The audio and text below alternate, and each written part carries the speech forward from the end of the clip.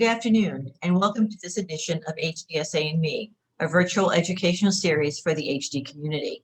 Today, we welcome Dr. Erin First-Deming and her team from the HDSA Center of Excellence at the University of Texas Health Science Center. Dr. First-Deming and her colleagues will be discussing their telemedicine experience during the pandemic, as well as providing practical information to increase your understanding about telemedicine, its different uses, challenges, and opportunities for improvement in the near future. You can send a question at any time during the presentation. Just click on the chat function in the toolbar, type your question, and hit send. Your question will be answered at the end of the session. This presentation will be available in about a week on HDSA's YouTube channel. On November 5th, HDSA and Me will host an exciting Ask the Doc session featuring Drs. Valerie Susky and Morgan Fader from the HDSA Center of Excellence at the University of Pittsburgh. You can register for this session by going to hdsa.org/HDSA-me, M-E. And now a little about our speakers. Dr. Erin First-Deming is the founder and director of the HDSA Center of Excellence at UT Health McGovern Medical School. She is the chair of the Medical Advisory Board for the Houston Area Parkinson's Society and is a member of the local HDSA affiliate. Dr. First-Deming received her medical degree from the Chicago Medical School and did her postgraduate training, including a neurology residency and movement disorders fellowship at the University of Texas Health Science Center, where she became an assistant professor of neurology in 2007. Joining her today are Leslie Dunnington, a certified genetic counselor. Leslie obtained her master's degree from the University of Texas Health Science Center Graduate School of Biomedical Sciences, where she now serves as assistant professor. Dr. Savika Chandra is a board-certified neurologist. She completed her residency at UT Health Science Center, where she served as chief resident. She is currently an assistant professor in the Department of Neurology at McGovern Medical School. And now it's with great pleasure that I turn the session over to Dr. First-Deming and her colleagues. Thank you so much, Deb, for the lovely introduction, and thank you for inviting us to speak. We're really excited to speak to everyone today. So I'll go ahead and get started. Today we're going to be talking about telemedicine and for individuals with Huntington's disease. As Deb mentioned already, I am joined today by several of my wonderful colleagues, and they'll all be available after we finish our presentation for Q&A. So I'd like to thank in advance all of my colleagues, Dr. Chandra, Dr. Thacker, Leslie Dunnington, and Jorge Patino for their assistance in putting this presentation together and for helping with the panel and the presentation. So just to remind everyone, the information that we're providing today is for informational use only. HDSA encourages all listeners to please consult with their healthcare provider for any specific information and management of their case in relation to what we've managed, what we've mentioned today. So let's talk first about our agenda, our plan. I'm going to briefly give an introduction. I'll define Huntington's and telemedicine, and then we'll hear from Dr. Chandra a little bit more about the history of telemedicine, get some background on telemedicine. We'll hear from Leslie about our experience in pursuing predictive genetic testing virtually. And then I'll talk a little bit about I'll give you some helpful hints and talk a little bit about some recommendations or tips that we give our patients when visiting with us virtually. So here we are. We are unfortunately still battling this pandemic. The COVID-19 pandemic has presented many challenges that continue. I think we're all feeling like it might never end, but we know that it will at some point. We will get through this. Importantly, one of the challenges for our HD clinic and treating our HD patients, we realized very quickly as the numbers started to escalate that we needed another mechanism to safely evaluate and treat our patients. And so we actually quickly turned to telemedicine in the outpatient setting. And telemedicine has allowed us to safely evaluate our patients and treat our patients while maintaining confidentiality and really focusing on quality care and patient satisfaction. So I'm very confident that everyone listening today is familiar with Huntington's disease, and I'm quite certain if everyone could define it. But just to make sure that we're all on the same page, Huntington's disease is an inherited neurodegenerative disease. As you know, it's composed generally of a triad of symptoms, so motor symptoms and then non-motor symptoms, cognitive challenges, and often psychiatric symptoms. Most individuals, not all, but most become symptomatic kind of during the prime of their life, in their 30s or 40s.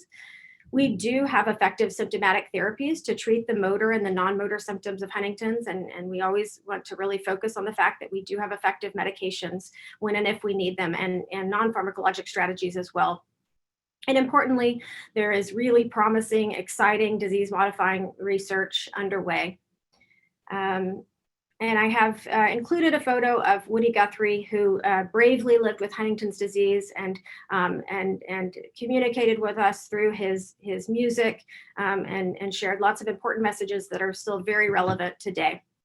So what is telemedicine? I've mentioned it a couple of times already, but let's just, again, kind of start with the basics. Telemedicine is the use of communication technologies to provide care remotely.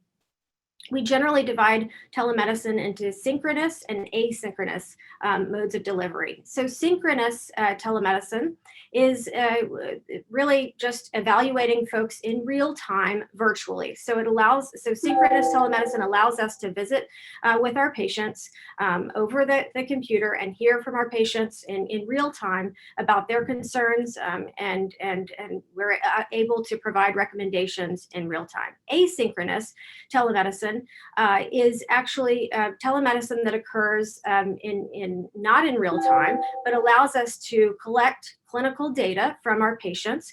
An example of maybe asynchronous telemedicine would be, say, a digital sensor, which would collect data at different time points, and we would use that data to help treat our patients.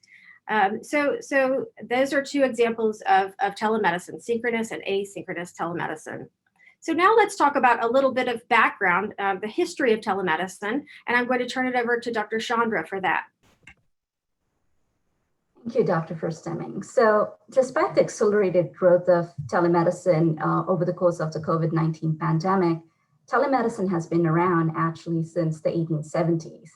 And when it started out, there was an immediate and pressing need on how can we reduce unnecessary office visits. So the very first experiences we had with telemedicine in the 1870s was phone calls. Over the point of time, this evolved to the early 1900s, where we had the ability to perform remote electrocardiographic monitoring. And then in 1920s, NASA, in fact, initiated a program because of the need to maintain remote physiological monitoring in astronauts. And that's where telemedicine using radio communications, et cetera, was officially launched in practice. Now, with time, we're going to go ahead and see how technology has evolved to suit our telemedicine needs. So moving on to the next slide, I have a brief description of what we had before, and you can see the telephone and the fax machine. And now our newer technologies have adapted to include tools such as using telemedicine platforms over the computer, over telephones, also portable robots with video devices equipped with audiovisual capabilities, which are used by clinicians at remote sites to care for their patients. When we talk about the hardware or the technological growth, we also need to see how software has kind of evolved to adapt to our current telemedicine needs. So a lot of you have already asked a few questions regarding this, so I hope this answers that. When the COVID-19 pandemic started, initially, the urgent need was using telemedicine to maintain continuity of care. So a lot of practices were using platforms such as WhatsApp, FaceTime, etc., Skype, even to maintain that continuity of care. However, we want to make sure that when we're performing telemedicine visits, we keep in mind certain practices such as maintaining the Health Insurance Portability and Accountability Act, which is also known as HIPAA. And this was actually one of the Department of Health and Human Services' major concern. So now for telemedicine visits, in order to be enabled and performed, we have to maintain the same amount of healthcare accountability as we would for in-person visits. And it's also becoming clearer that with time, because of experience in the pandemic, we now have platforms which are catered to telemedicine visits specifically. So you may have already heard of things such as Doxy.me, eVisit, Simple Visit, and these are well-recognized platforms which provide HIPAA-compliant video communication products. So when we look at examples of telemedicine around us, one example that we see is in use in Houston by the fire department. And the program they've launched is something known as the Emergency Telehealth and Navigation Program, or ETHN. And here they use telemedicine as a triage tool. So, which means when they get a call from a patient using physicians over telemedicine, they actually triage whether the patient needs to go to a healthcare facility emergently by an ambulance versus is it something that would require a subacute level of care. And in this way, they maintain the appropriate allocation of resources and also ensure that patients get care in a time-sensitive pattern. Moving on to other examples of telemedicine, which have already been used in the world of neurology, we have seen teleneurology adapted to the world of stroke and stroke care. And in addition, telemedicine has also been used in physical therapy. In fact, people have adapted certain scales for both motor assessments as well as cognitive assessments to be performed over telemedicine. And there are certain clinical scales for disorders such as Parkinson's disease, which have adapted not just the scales, but also equipment such as body sensors, et cetera, to better evaluate patients through telemedicine. In a lot of these cases, we found that the patient satisfaction is actually equal to or higher than in-person visits. And extrapolating a little bit of this into the world of Huntington's disease, this was a pilot study done where they evaluated 13 patients who underwent evaluation using telemedicine visits. And what they actually found, and what is represented in those two pie charts there, is that the patients actually got more face-to-face time with their clinician over the telemedicine visit than the in-person visit. And a lot of the components of the examination, including the ranking scales we use, the UHDRS, were able to be adapted to a telemedicine platforms with a few changes, which is evaluating rigidity and balance, which is a little hard over the telemedicine platform. However, the reliability of motor assessments were the same as in-person visits. So keeping this in mind, let's look at what some of the benefits and the potential uses of telemedicine can be. One, as we found out during the course of the pandemic, it is really helpful in cases of emergencies, especially with keeping in mind social distancing norms, preventing exposure to patients and clinicians alike. It also helps us keep the continuity in a patient-clinician relationship. Telemedicine in the past, before the pandemic, as well as now, increases access to care, whether it be for patients in rural settings who may not have access to healthcare specialists or specialists, say a neurologist. It increases access of care for patients with disability who would otherwise have transportation issues coming to an in-person visit. And it also improves access to care for elderly patients for whom multiple visits or repeated visits within a short interval of time can be a challenge. In addition, the aim of telemedicine is also to increase the capacity of the local healthcare systems. A lot of times in a smaller town or a rural setting, the system may not be equipped to deal with complex medical conditions, and this is where telemedicine can offer specialist care within a local framework and therefore increase the capacity of local health systems without these patients having to come to the centers of excellence in person or travel long distances, et cetera, to get the same degree of medical expertise and care. Now, having said that, we always weigh the benefits with potential limitations. And key amongst this is the whole concept of reimbursement. Now, in the COVID era, we've seen that telehealth has been supported by insurance payers and professional associations.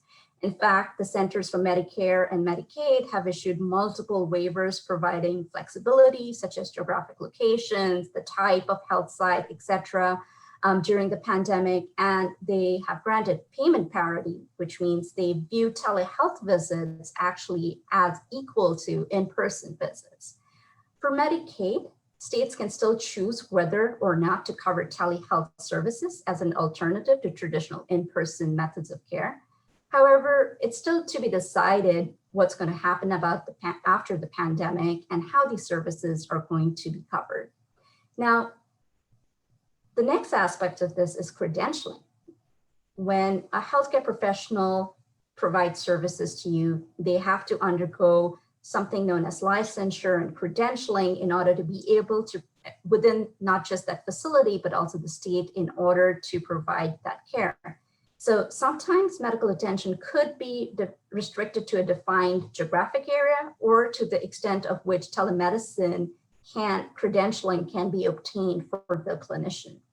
Moving on to staffing, where personnel have to be trained and prepared to establish a telemedicine platform. And in some states, there might be a shortage of such physicians and or telemedicine platforms. So there might be credentialing regulations which make it hard for physicians to provide care in a time-sensitive manner. And I know multiple states have actually, during the COVID-19 pandemic, relaxed several of these regulations to expedite not just credentialing, but also staffing needs.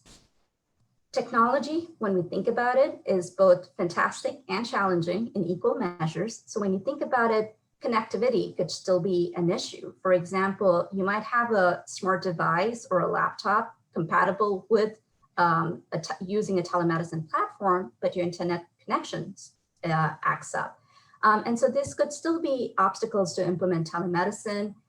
Newer and better user-friendly software and HIPAA compliant software, the constant improvement and development of these platforms actually go a long way in improving the technological aspects of delivery of telehealth services. And last but not the least is comfort. Now, we attributed it to this a little while earlier. Not every patient is a candidate for telemedicine. This is best used in non-emergent and continuity of care situations. However, there might be difficulties based on cultural acceptance of conducting a virtual visit in lieu of an in-person visit between both the healthcare professionals as well as the patients. And this is why we constantly have to understand that telemedicine is not a way to replace in-person medicine and in-person visits. It's just a tool to add to it and maintain continuity of care, as I alluded to earlier. So I'm going to turn it over to Dr. Verstemming and actually Leslie to give us a little bit of an update on how telemedicine has been helpful to us during the pandemic at the UT Houston Center of Excellence.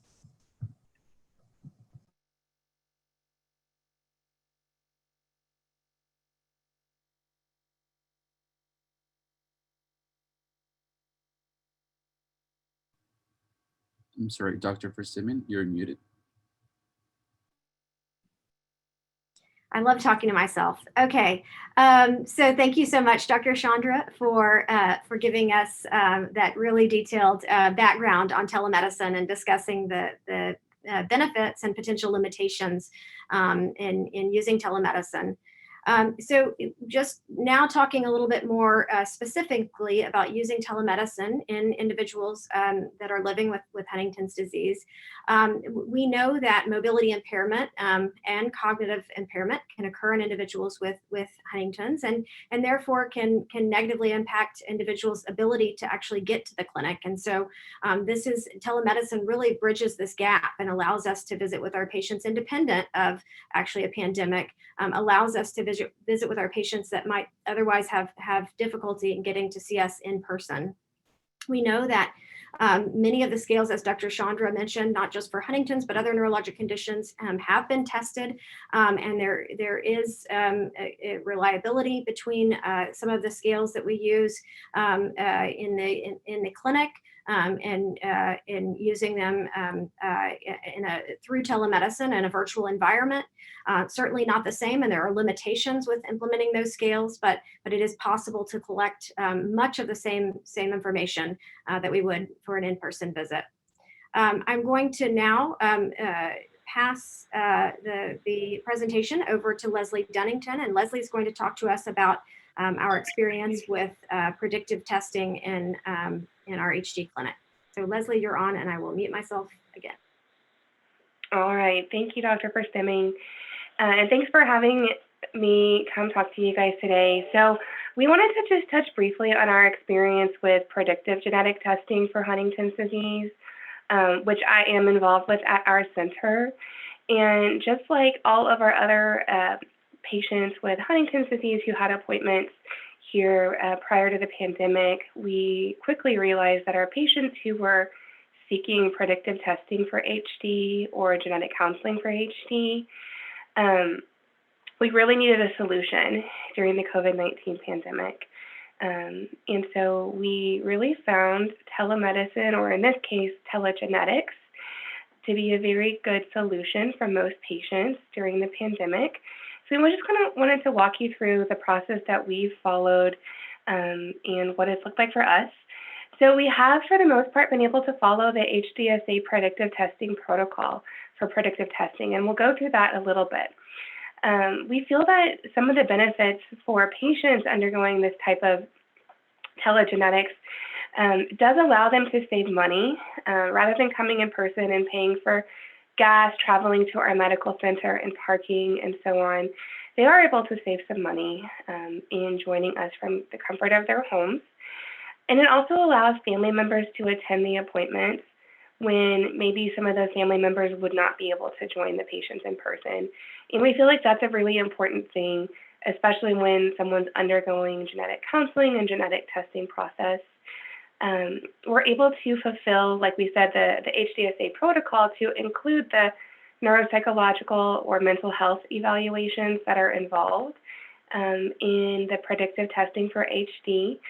We are still able to coordinate sample collection and disclosure of results, but I want to walk you through what each of those look like. Next slide. So first off, I just wanted to point out why this is such a good solution for some people. Again, this is not a one-size-fits-all scenario for everyone, but here on your left is a map of the United States, and it depicts the amount of genetic counselors per 500,000 people, state by state. So you can see that in most states, there is a pretty big shortage of genetic counselors.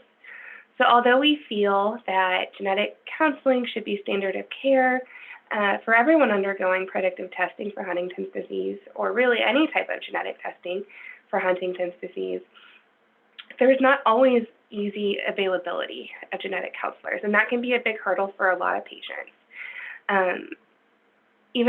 Even as there's a pretty big shortage of genetic counselors throughout the country, there's even less genetic counselors who specialize in HD and are comfortable seeing the HD population and kind of going through the Huntington's testing. And so telemedicine helps bridge that gap and helps patients overcome maybe a shortage or a geographical hurdle to obtaining genetic testing. And so here on your left, you see the recommended components that HDSA has outlined in the predictive testing process for Huntington's disease. And first, is a telephone contact, which we always do for our patients. Obviously that can be done over the telephone. The second two steps are typically in person. So prior to the pandemic, our center, and I think most testing centers throughout the country, have very closely followed this protocol and have required the second genetic counseling visit to at least be in person, and also the results disclosure to be in person. So of course now with the COVID-19 pandemic, it's kind of thrown a wrench in that plan for many patients. And so the next few slides are going to outline how we've overcome that. All right, so for visit one, this is just sort of like a screenshot for what many of our genetic counseling sessions look like. So you can see there's 3 people involved in this case. The gentleman on top may be the genetic counselor, for instance, and the woman in the middle might be our patient, and then the gentleman on the bottom might be a support person that she wanted to have with her. Again, the support person could also be physically with the patient as well. But you can see here that everyone can see each other. Everyone will be able to hear each other ideally. And then also, most of the platforms that people use for telegenetics and telemedicine allow the providers to share their screen. So we can even show pictures like the one here to help people understand different concepts. Part of the predictive testing process also requires informed consent, which is very important. It's a document that allows the patient to review and state that they understand Huntington's disease, they understand the different possible results, the process of the testing, the risks of the testing. And so again, the provider can share their screen, they can review the informed consent document, and then can coordinate signatures at another point. The mental health assessment and neurological examination are also important components of the genetic testing process. You can see here that at least for the mental health assessment, most of the time we don't have the support person with our patient. We just like it to be a really candid conversation between our patient and the mental health provider. And then the neurologic exam can also, like we've described earlier, be performed over telemedicine. And then the next step is the specimen collection. And this is the only part of the process that really has to be done in some way physically. So patients don't necessarily have to come to the office for a blood draw, which is, classically what has always been done. We're now able to get DNA from cells from inside of the mouth or inside of the cheek. And that can be done with what we call a buccal smear, which is basically a cheek swab, like you can see in the picture. We can also get patients to submit saliva samples. So basically spitting into a tube, and that is collecting saliva that has the patient's DNA. Alternatively, people can still submit a blood sample for the genetic testing. All 3 of these options are just as accurate as one another. And typically they cost the same. It's just, what our patients prefer. For the buccal smear and the saliva sample, we can often have a collection kit sent to the patient's home that has really clear instructions and allows them to submit the sample from their own home and then mail it. Whereas a blood draw, we would have to send them to a location to get a blood draw. And then we come to the disclosure. So you can see we've included all of the people who've really been involved in our patient's care in our disclosure. So we have our genetic counselor, we have our patient, we have our mental health professional, and then our neurologist, as well as our patient support person. So we really like for it to be a team effort to provide as much support as possible for our patient. Again, we're able to share our screen, so we're able to share our patient's test results with them so they can have a visual view of what the test results actually were. And then we're able largely to treat it as just a regular disclosure session as we would normally have in person. So it allows for time for questions, for kind of absorbing the information. So for many of our patients, this has been a really nice solution for not being able to come in person due to the COVID-19 pandemic. So we feel overall that telegenetics in this setting does improve access to genetic counseling. You know, we talked about the genetic counseling shortage nationwide, and even rural communities are even more underserved because most of the time genetic counselors are sort of concentrated in areas where there's medical centers or universities. So people oftentimes, especially for us in a state as large as Texas, have traditionally had to travel very far in some cases to see us. So this allows, you know, easier access to our services. It allows support people to join, and we hope that it helps people save money while adhering to the HDSA predictive testing protocol. And of course, it's not one size fits all. So not everyone prefers an in-person genetic or a telemedicine genetic counseling session. We pointed out some of the pitfalls that can happen when we talk about telegenetics or telemedicine. And one of the more obvious ones is risk of technical problems. So we've certainly had some cases where, you know, we've had trouble seeing our patients or hearing our patients. But for the most part, that can be pretty easily overcome. But I think one of the biggest downsides for some people is that you miss out on that personal interaction. And so if you're considering this option versus coming in person, I think it's important to weigh, you know, what values are more important to you, because this is a very a big step to take, undergoing predictive testing for HD. And so we want to make it as smooth of a process and as easy of a process for you as possible while giving you the most support that we can. So finally, I just wanted to give some tips specific for these sessions. Of course, for any telemedicine, telegenetics, it's good to have a good idea of whether your internet connection is working. But I also think it's really a good idea to limit distractions. So while, yes, it's really convenient to join the sessions from your home or from your office, sort of think about what is in your environment. You know, do you have kids in the background that might be distracting you, or coworkers? So although we want to make it convenient for you, we also want you to have the best experience possible, and part of that is limiting distractions. And then I think it's important to also consider coming in person, at least for a disclosure, and consider if that's a good option for you. It's always important to have a support person physically with you during the visit, especially at the disclosure. But I think having someone physically next to you that can support you throughout the process is very important. And then finally, I also find it really important to have a plan for after a disclosure.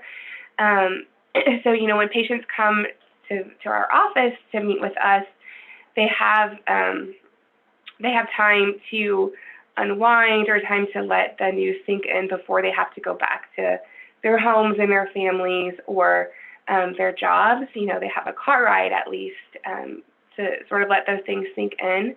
But I think it's important, if you're joining us over telemedicine or telegenetics and receiving your test results, to have a plan for, you know, if you have young kids at home, have a plan for the kids, you know, to let yourself have some time to sit with your news before you have to jump back to your real life and real responsibilities and that sort of thing. So I hope these are all helpful if you are considering having predictive testing for HD over telemedicine. And then finally, so over the summer, we sent out a survey from HDSA, or we asked HDSA to help distribute our survey. We were really trying to get an idea of how you all feel about telegenetics and predictive testing over telemedicine, since this really hasn't been done very often in the past until this year. So this is just 2 questions that we asked and we thought were interesting to present to you all today. So which of the options would you select as your first choice for predictive testing? And 43 people responded, and these were all people who either had HD or were at risk and didn't know their status, or had a family history of HD or caregivers. So about 41% answered this question saying that they felt that the best choice for predictive testing was at a predictive testing center. So the majority felt that way. 36% felt that they preferred testing from the comfort of their own home, but with the guide of someone like ourselves, so people familiar with HD, so over telemedicine. Whereas a very small percentage of people said that they preferred their family physician to provide the genetic testing. And then similar, what do you believe the best method of receiving or us delivering test results would be? Almost 60% of people thought that receiving test results should be done in person, 18% over telemedicine or telehealth, and then 23% said they didn't know. So we just wanted to present this data to you all today, since many of you may have been part of these responses. And now I think I'm turning it back over to Dr. Verstemming or Dr. Thacker? Yes, it's me. So hopefully I successfully unmuted myself. And thank you so much, Leslie. We really appreciate you giving us all of that information about telegenetics and more specifically predictive testing and our journey here at UT.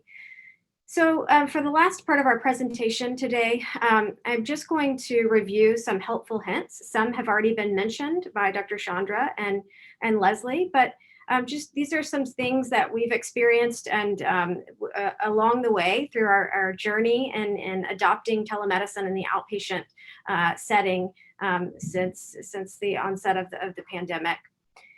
So when we're talking to patients about preparing for their visit, as already been mentioned, we want to ensure that your technology is ready, and that's true on our end as well.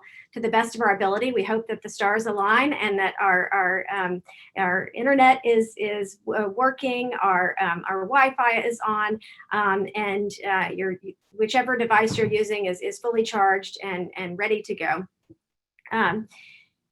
We want to make sure that if in fact you're, say if patients that are going to visit with us, we are sent a link for the InTouch system.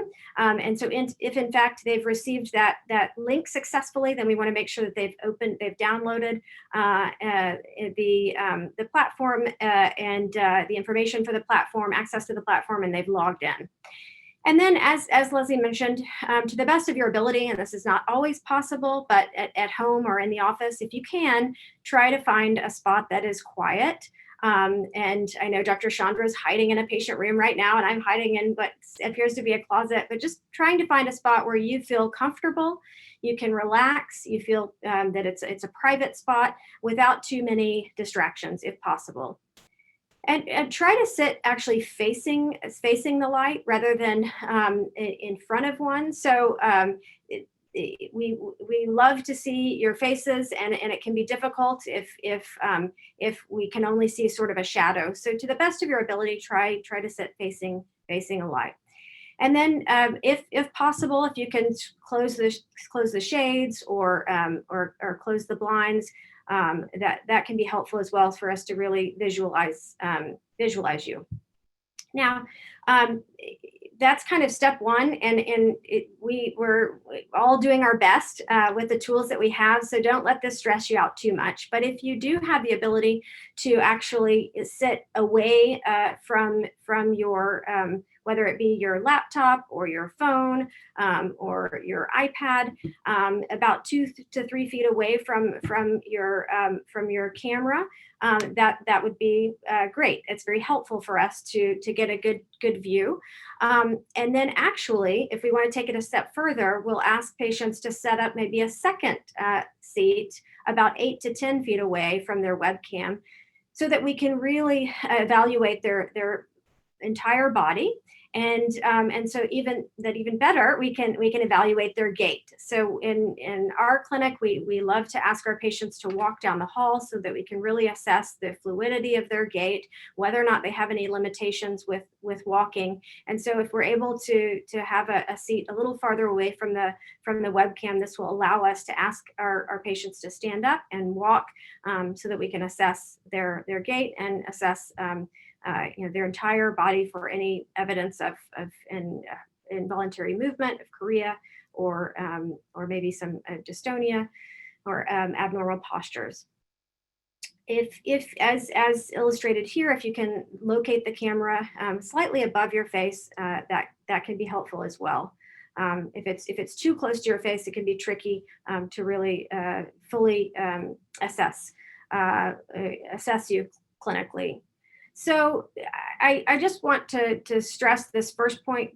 Don't worry if your house is messy, or if there are in fact distractions, if you do have animals or children, or a significant other, and you feel like things are out of place, that's okay. Because one of the benefits for us as providers in using telemedicine is that we get to see our patients in their home environment. And that can be very helpful, because often our patients will come to see us in clinic, and they will ask them to walk down our hall without any obstructions. We have a nice wide hall, and their gait is actually looks to be just fine. And their spouse or significant other might say, well, that's not really what my wife or my husband looks like at home when things are crowded and we've got maybe a rug or lots of furniture. And so it can be very helpful for us to actually evaluate our patients in their home environment to get a really good idea as to what some challenges might be in the home environment.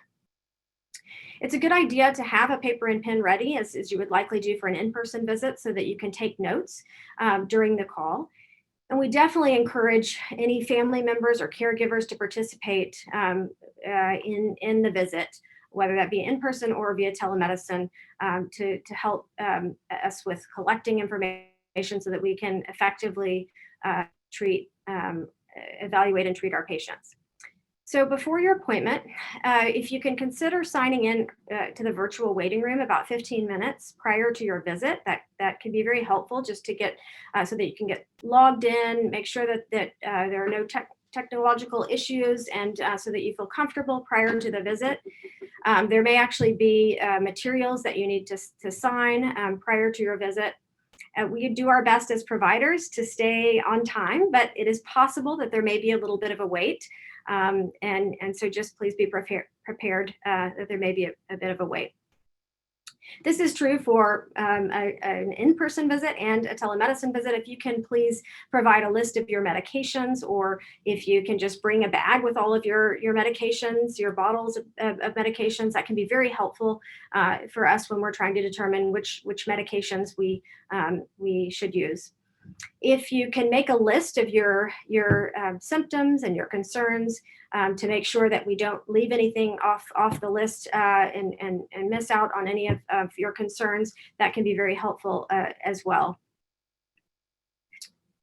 I've mentioned this already. There may be a little bit of a wait, and so please be patient, pack your patience for your telemedicine visit. Although I will say in general, I've found that the visits are a bit more efficient, and we're a bit better at being on time with our telemedicine visits than we are in person. So it probably goes without saying, but to the best of your ability, if you can just speak clearly, and really before you get into the details of the visit, make sure that you can hear the provider and that the provider can hear you. You'll probably be asked to provide some identifying information to verify, and if it's maybe a new patient visit, if you're not familiar with your provider, to verify your name and your family member's name. And then we've mentioned this already, just remember to take notes and don't be afraid to ask questions if something is unclear. At the end of your telemedicine appointment, you may or you may not receive notes through the patient portal from your provider.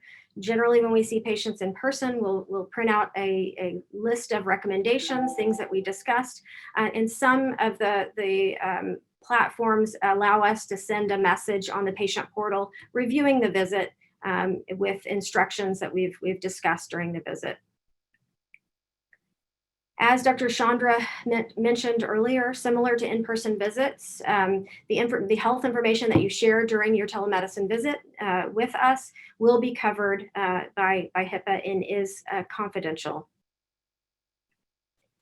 So in summary, we've mentioned these already. There are many benefits to telemedicine, and that's sort of been, I think, a silver lining of the pandemic, is that we've been able to implement telemedicine in the outpatient setting. This has allowed us to continue caring for our patients. This has allowed actually an improved access to healthcare for some individuals that maybe live a group, a great distance from the clinic or have mobility limitations. This has actually improved access to healthcare for many. And then, as I mentioned earlier, this has allowed us to really get a feel for what our patients experience from day to day. If there are challenges, if there are limitations at home, this can be very helpful for us. And we found that we've been able to maintain a multidisciplinary team approach. We've had to get creative, but we've been able to maintain this multidisciplinary approach in our Huntington's clinic. There are limitations and things that need to be considered. Most importantly, a telemedicine visit will never be the same as an in-person visit. The human touch is invaluable. And as Leslie mentioned before, especially when doing predictive testing or any visit along the way, it can be very therapeutic to sit with our patients and be there in person to comfort them. And so it's just not the same. That being said, we still feel that we can communicate readily the information. We can care for our patients in this virtual environment. And in some cases, it's a safer, better option. This needs to be a shared decision with your provider, with your caregiver, your family, as to whether or not this is a good option for you. But it's important that we do acknowledge that there are limitations and that we're respectful of those limitations. So that is the end of our formal presentation. And now we will virtually answer any questions that you might have. I think Jorge has been collecting, if there are any questions that have come through the chat, he's been collecting those. And so we can take questions. Yeah, so we have some questions. The first one is, will these teleoptions for predictive testing be offered after telehealth crisis resolves? And in case that's a possibility, what's going to happen with those using insurance for predictive testing? Have you had any problems with reimbursement for telehealth counseling? That's a good question. So I think, it's going to probably be a state by state and institution by institution, insurance by insurance issue in terms of after the pandemic, will telegenetics continue to be offered? In many regards, I hope so, because I think it has benefited a lot of our patients. We haven't had any roadblocks in terms of insurance covering the appointment or insurance covering the genetic testing. So all of that has essentially been the same as in-person visits. Another question says, any tips on how the caregiver can speak privately with you during a telemedicine visit?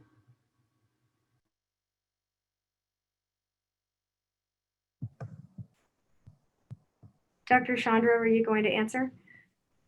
I was going to say that this is a situation we've actually run into during the course of the pandemic. And one thing that I will say is prior to the visit, you can actually, if you have a nurse or somebody else checking you into the virtual visit, it's a good time to let them know that you want to speak with your clinician privately as a caregiver towards the end of the visit. And that could be within the scope of that one visit or a separate phone call at a time where it is convenient for you.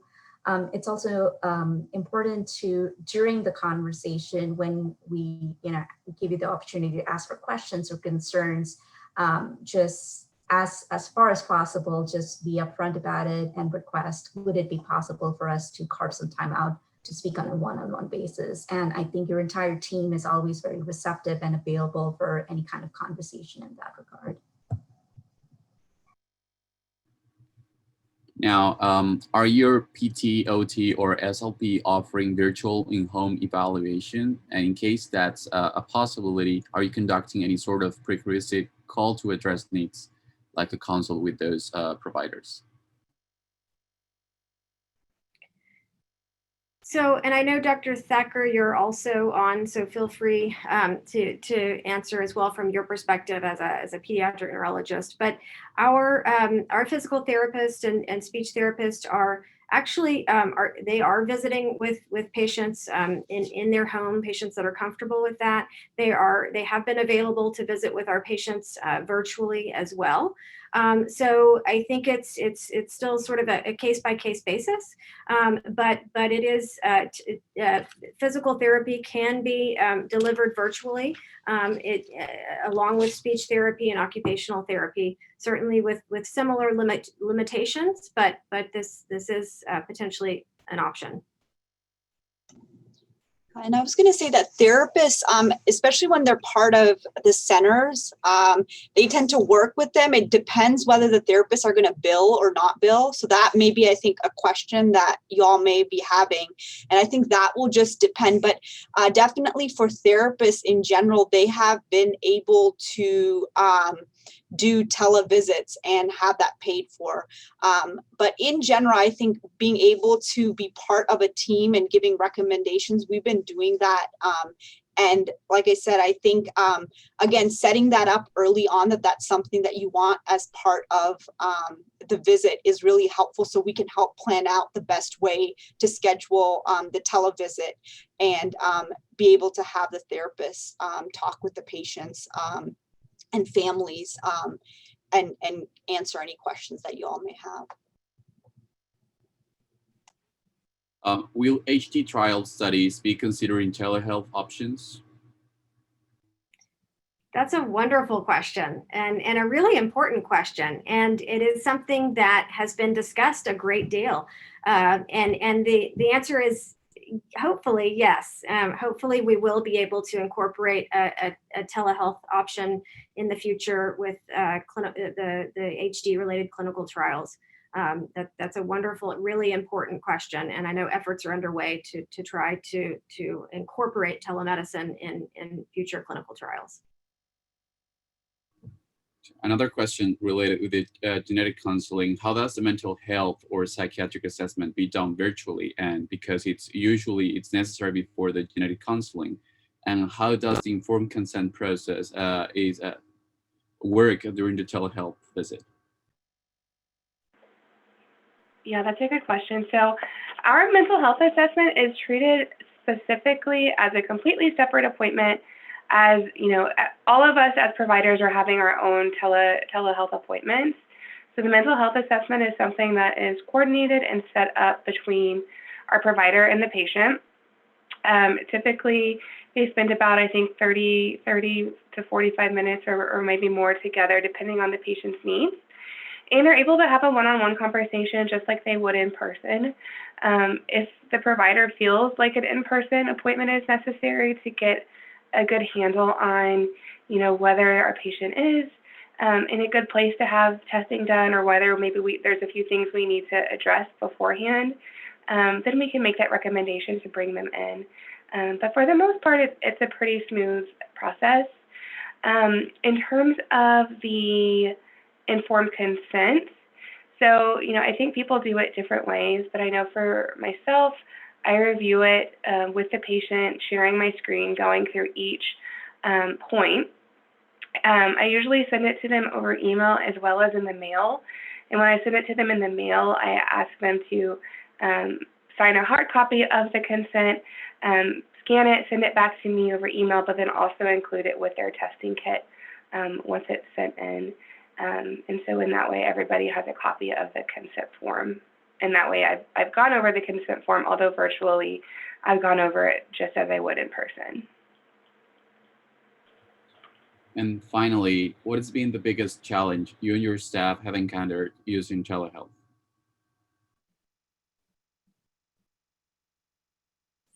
Who wants to go first? So either, is anyone, Dr. Chandra or Dr. Thacker?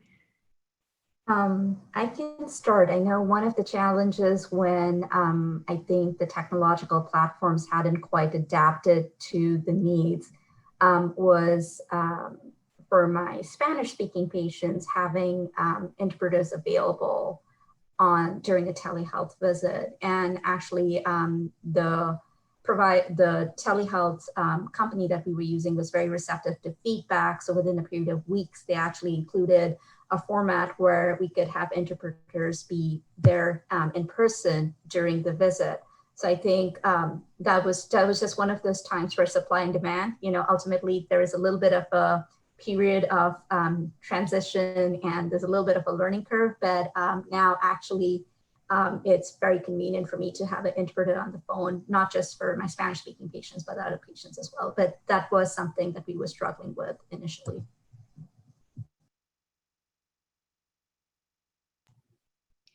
I think, something that I remember early on was like, how are we going to do an exam? We're so used to doing things in person, and now we had to kind of rethink the way we were going to do some of the assessments. And clearly, I think we found that there are some things that you can only do in person. But I think what we were all surprised was the fact that you can actually do a lot of things virtually. And it was just trying to relook at the way we do things and be creative.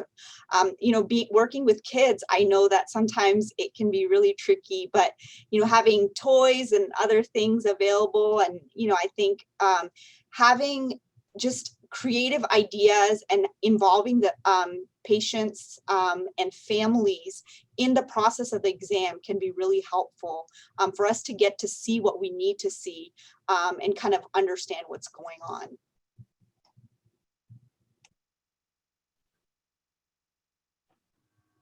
Yeah, and I would echo the comments that have been made. I think just the biggest obvious limitation is just the lack of the human touch, and we just miss seeing our patients in person, and we're huggers in our clinic, and so we miss that. But we love that we can see our patients and still communicate with them, and so I think we all have adapted and will continue to adapt as we all make our way through this pandemic. But it's definitely been a journey, but it's been so wonderful to continue to visit with our patients and their families virtually. So I think that was the last question, Jorge, or? A last one. So for those patients who test positive in the genetic counseling using telemedicine, how does the follow-up look like? And do you have access to a local support group for those patients? Yeah, so our follow-up, looks different for everyone. So even patients who test negative, when we give our results, whether they're positive or negative, we sort of set a date that we're going to check back in. So typically we say, is it okay if we call you next week? Check back in either over a telephone or over a platform such as, our telemedicine face-to-face format. So we set a few time points to check back in. We do always offer our patients the availability to come in person and talk with us and sort of establish care in person with our clinic. We do have several, support groups in Texas that we, try and find which is the closest for our patients, but we of course also refer them to HDSA. We give them, online counseling resources. And try and give them as many resources as possible. But our follow-up looks a lot like our follow-up does when people receive their results in person. We like to give our patients their space while letting them know that we're here to support them as much as possible, and checking back in with them and seeing how everything's going.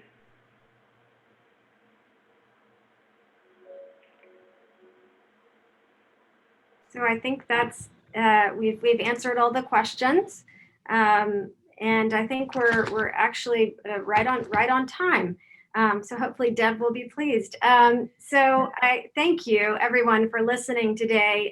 We're so grateful that HDSA gave us this opportunity to talk about telemedicine in general, and then more specifically our journey. So thank you for joining, and take care and wear your mask. Signing off. Thank you very much from Dr. Furt-Stemming and her colleagues. This was a really informative session. It was recorded and it will be accessible on HDSA's YouTube channel next week. So if you missed any part of it or want to review certain sections, do access it that way. We want to thank Dr. Furt-Stemming and her colleagues for taking the time today to chat with us, and we invite you again to join us on November 5th for our next HDSA in May. Until then, have a good day, and thank you.